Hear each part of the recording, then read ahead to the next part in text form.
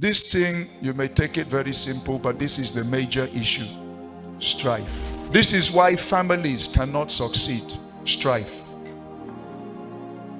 Bible says in 1 Peter chapter 3 verse 7 that let every husband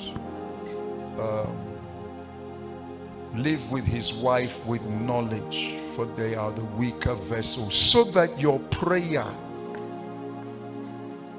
will not be hindered. That knowledge is you live with them in a place where you don't give room for strife.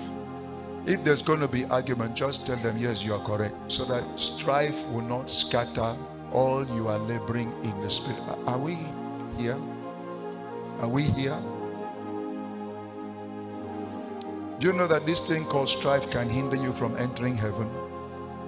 Are you aware that Abraham, what helped him to enter the promised land?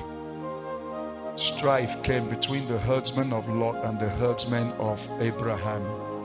And that strife wanted to cause Abraham to have clash with Lot. But what did Abraham say? He said, let us not strive amongst ourselves. We are brethren. You choose any way you want to go. Even though I'm your senior, I give you that right. And me, I will go the opposite direction, so we will not strive. Do you know that the moment that Lot separated, God came down to Abraham and said, lift up your eye, north, south, east, west. All this place I have given to you. Now begin to enter. Abraham entered the promised land because he was able to handle strife. Here comes another man few years later. His name is Moses. And there was a strife at the waters of Meribah.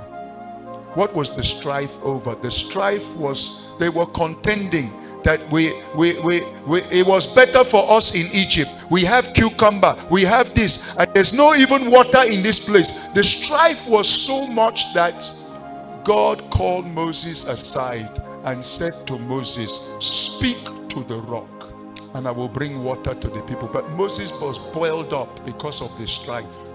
Instead of speaking to the rock, he said, you rebels.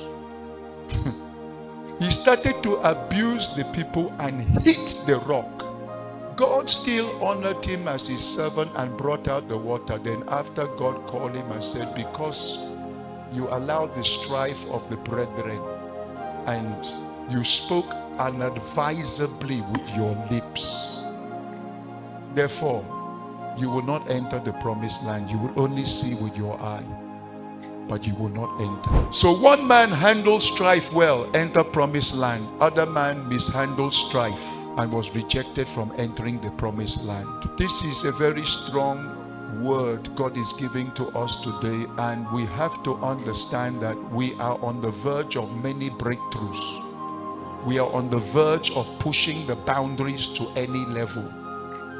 And if we're going to push the boundaries to every level, this is one of the major areas the enemy will look to cause confusion, to make sure you cannot enter your inheritance.